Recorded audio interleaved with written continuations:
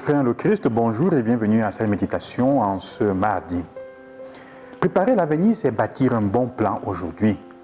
J'emprunte cette citation à un ami qui est coach en vente et pour parler aussi de la vie spirituelle, et elle me semble traduire ce que l'Évangile nous dit aujourd'hui d'une certaine façon en nous demandant de veiller, de nous faire trouver prêts par le Maître qui reviendra à la maison d'un long voyage. Ça veut dire quoi veiller? Comment est-ce que je comprends cela?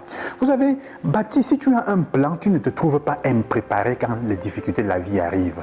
Quand les situations du quotidien t'arrivent et tu ne te trouves pas impréparé, tu vas construire sur ce plan et l'ajuster et l'adapter en l'évaluant souvent, comme on sait que ça se fait.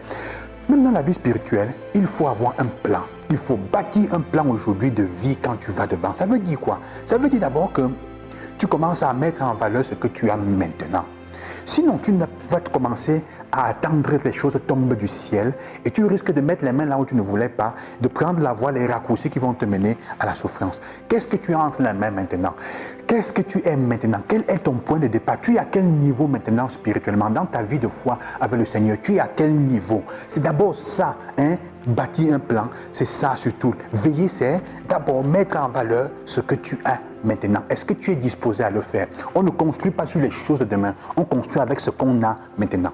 Deuxièmement, c'est avoir le regard, avoir les yeux ouverts dans une relation avec le Christ. Rester en relation avec le Christ pour avoir les yeux ouverts. Les yeux ouverts sur quoi? Sur les besoins des autres, sur mes propres vrais besoins, sur les besoins de ma société, sur les besoins qu'il y a autour de moi.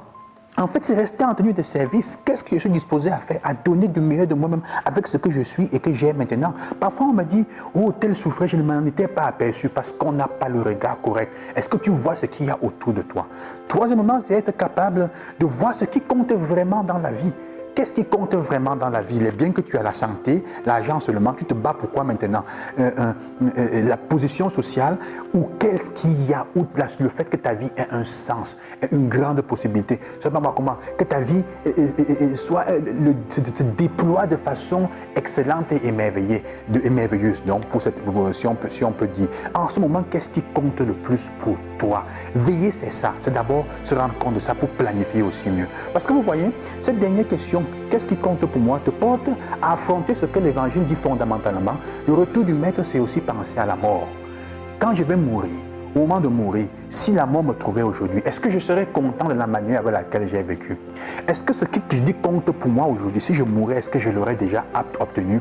Ou est-ce que je serais au moins dans la route, sur la route, pour obtenir ce qui compte vraiment pour moi, pour vivre comme ça compte, selon la manière qui compte vraiment pour moi? Alors c'est une question qu'il faut se poser parce qu'elle nous permet de voir comment changer, s'il faut changer de route ou s'il faut rester dans la même route. Qu'est-ce que je veux dire? Si Dieu me demandait de me rappeler aujourd'hui vers lui, est-ce que je serais content de comme la manière avec laquelle j'ai vécu jusqu'à maintenant? Et si je me projette dans mon lit de mort, comment est-ce que je voudrais que la mort me trouve? Alors, la manière dans laquelle je voulais que la mort me trouve, la situation dans laquelle je voudrais être trouvé, est-ce que maintenant, dans le présent, je suis déjà orienté à cette manière-là? Ou est-ce que ma façon de vivre est contraire à ce que je voudrais être demain? Ce n'est pas une feuille d'apprenti sorcier. Si ma situation maintenant est contraire à ce que je voudrais être demain sur mon lit de mort, ce que je voudrais avoir réalisé, il est temps que je change. Si ce n'est pas contraire et je suis déjà là-bas, ça veut dire que ma vie est en train de prendre tout son sens et il est bon que je continue là où je suis, même dans la vie spirituelle. C'est pour ça qu'il faut que le Seigneur te trouve en train de veiller à minuit, à 3 heures qui sont les heures de combat spirituel. Quel est ton plan de combat spirituel en ce moment pour grandir dans ta vie et grandir même dans tes affaires? Si tu as un bon plan de combat spirituel, tu pourras planifier aussi bien tes affaires et ta vie de travail pour réussir. Et comme on dit de la première lecture, là où le péché est multiplié, la grâce a surabondé, il y a une surabondance de grâce que le Seigneur te donne en ce moment. Mais est-ce que tu es capable de les voir? Est-ce que tu es capable de faire avec ce que tu as maintenant? Tu es dans le présent. Parce que le futur commence avec la construction d'un plan maintenant. C'est ça, veiller. Veiller, c'est en fait donc être capable de construire déjà un plan maintenant. Que le Seigneur t'accompagne dans ce sens, qu'il vous donne la grâce de construire un bon plan de combat spirituel et qu'il vous bénisse. Loué soit Jésus-Christ et à demain.